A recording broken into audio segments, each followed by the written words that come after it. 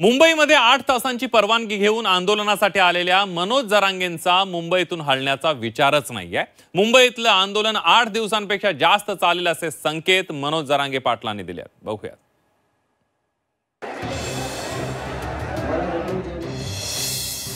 मुंबईत 8 दिवस आंदोलन करण्याची जरांगेंची रणनीती।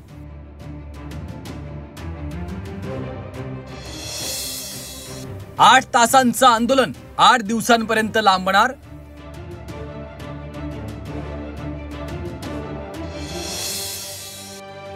आरक्षणाच्या मुद्द्यावर जरांगेंची आक्रमक नीती। मंगळवार बुधवारच्या नंतर खूप लोक निघणार आहेत। सरकारने नाही ऐकलं। तुम्ही नुसतं मुदत वाढ देऊन उपयोग एक दिवसाची तुम्ही जर मागणीच्या अंमलबजावणीला वेळ लावत गेले तसे तसे मराठी मुंबईकडे येणार आहे। म्हणजे मी तुम्हाला खोटं सांगत नाही। आता बोलतो सरकारला कधी खोटं सांगितलं नाही आणि माझा स्वभाव सगळ्याला माहिती मी खोटं शक्यतो सांगत नाही। तुम्ही महाराष्ट्रात लोक कामं सोडत मुंबईकडे निघाले। तुम्हाला आता एवढे हे आणखीन पहिला टप्पा पण नाही, असे 7-8 टप्पे याच आंदोलनाचे। पहिला पण नाही, कारण आम्हाला सुद्धा आम्हाला त्रास देणार आहेत मुंबईला, म्हणून आधी आम्ही थोडे थोडे आलो। तुम्हाला आणखी पुढे पुढे दिसत तुमची इच्छा पुरी होईल मुख्यमंत्र्यांची।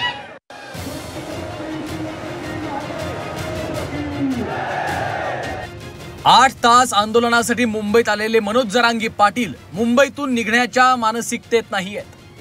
8 तासांसाठी आलेल्या जरांगेंना एका दिवसाची वाढीव मुदत मिळाली, पण मनोज जरांगे पाटील हे काही तास किंवा 1-2 दिवसांच्या आंदोलनासाठी मुंबईत आलेले नाहीत हे स्पष्ट होतंय। मनोज जरांगे पाटलांनी आता त्यांचे पत्ते ओपन करायला सुरुवात केली आहे। आंदोलनाचे 8 टप्पे असून आता कुठं आंदोलन सुरू झाल्याचं त्यांचं म्हणणं आहे। 5 दिवसांच्या गणेश विसर्जनानंतर राज्यभरातनं मराठा आंदोलक पुन्हा एकदा मुंबईत येतील असा दावा त्यांनी केलाय।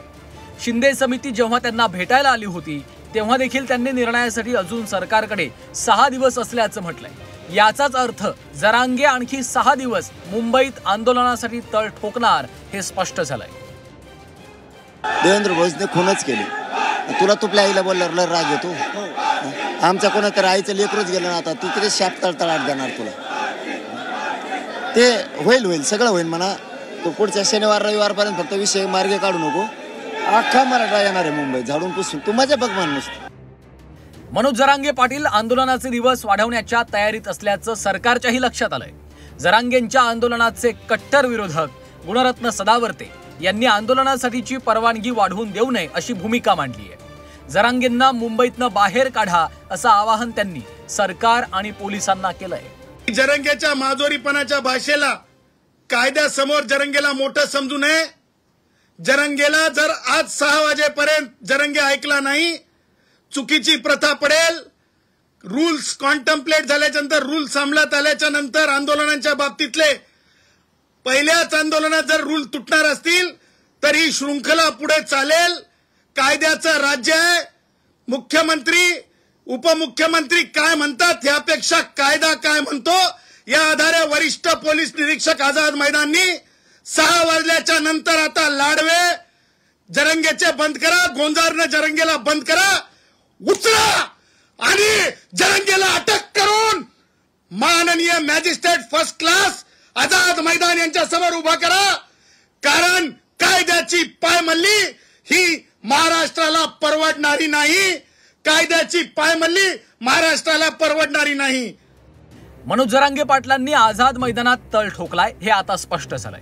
त्यांच्या समर्थकांनी मुंबई महापालिका प्रशासनाकडनं मूलभूत सोयी सुविधाही उपलब्ध करून घेतल्या। त्यामुळे जरांगे पाटलांना आंदोलनापासून परावृत्त करणं सरकारसाठी कठीण होऊन बसलंय। जरांगे पाटील जेवढे दिवस आझाद मैदानात थांबतील तेवढी सरकारसाठी परिस्थिती कठीण होऊन बसेल हे मात्र तितकंच खरं आहे। मनश्री पाठक, झी 24 तास, मुंबई।